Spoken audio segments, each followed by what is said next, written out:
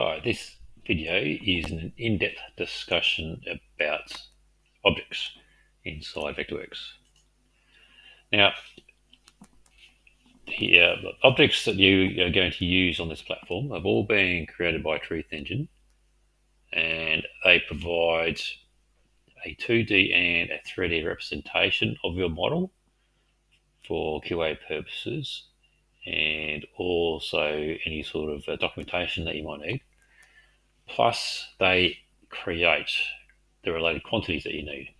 So all of these objects will produce a recipe, and that recipe name matches with Truth Engine, and it will also provide a quantity for you.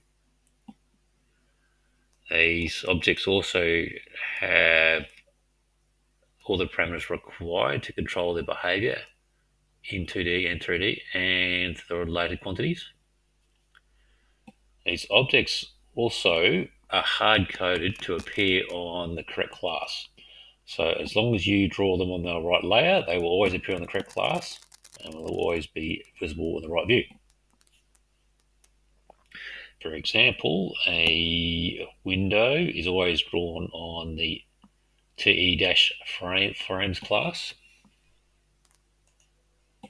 Let me get this up so I can take you through it. Any concrete slab or footing is drawn on the concrete or footing class, and any lintel is drawn on lintel class. The roof objects have their own set. So if you expand out the roof heading, you can see we have a class for each component of the roof as well. And as you can see, there's quite a few classes required. Okay, the objects are also, as I had discussed before, organized into tool sets. So as you can see, if we go to the settings tool set, we have the object or settings objects that we discussed in a previous video. If you go to the concretes, we have the slab object, we have the footing object, we have a pier post footing tool object, and a concrete item object. In the frames toolset, we have internal doors, entry doors, windows, openings. We have a slider, we have a robe object, we have a niche object. And inside these tool sets, I'll also provide, where required, the inbuilt object that might help out. So for example, here we have the tape measure tool. And if we go back to the concrete set, we also have the reshape tool, which lets you reshape the polygon of the slab or your footing polygon. These objects can also be quite simple or complex. So they just can be stamps like the items tool object. So I'll draw those now. And notice how it's gone straight to the concrete class, so we can't see it. So now we'll move to the concrete view. And there's our stamp object. If we want to change it, we can change it to penetration or drop footing. So yes, like I said, all these objects are either an inch, a linear meter, or a meter square. And the object will produce the quantity based on that. Okay, yeah, so these objects can be simple or complex. So this is just the one simple recipe. This has been created. Or the roof framing object can produce up to 20 to 25 different recipes and quantities.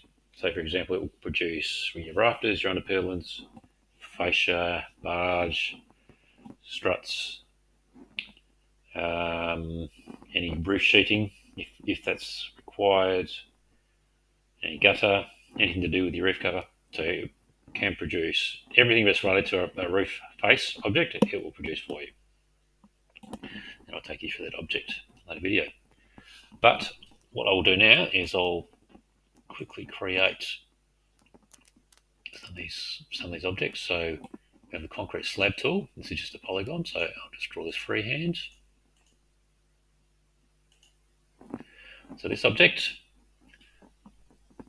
now has been created, and now the object info box has all the properties we might need. So for example, the slab tool As site classification, we change that classification and it updates the slab thickness and the footing size. So you can see that these objects are quite interactive. And if we look at that 3D, of course, we'll be able to see our slab.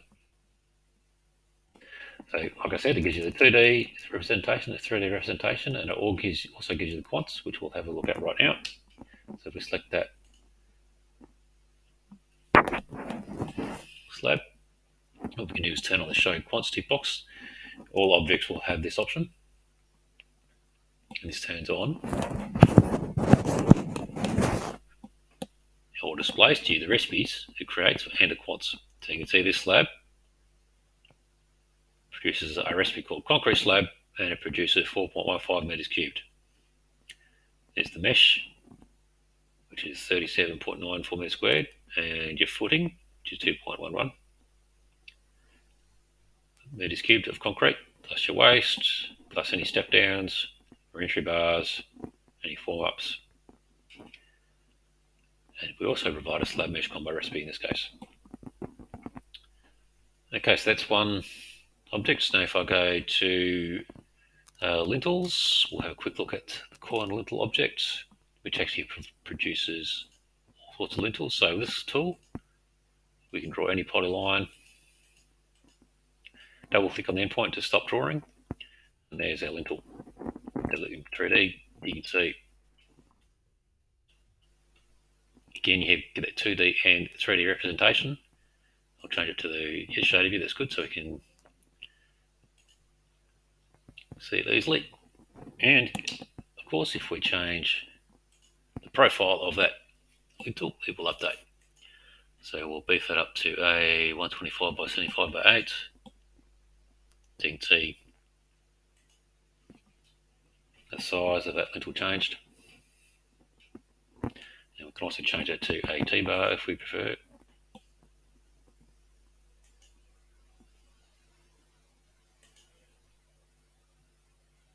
And there you have it. And if we turn on the quants options on that object,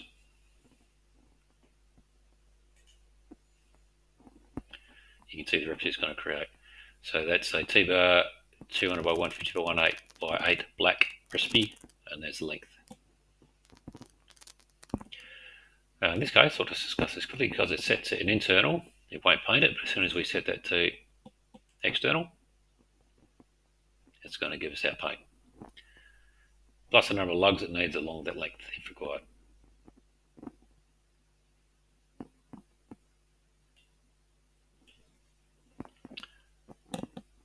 Okay, so that's how objects work inside a Truth Engine environment in Vectorworks.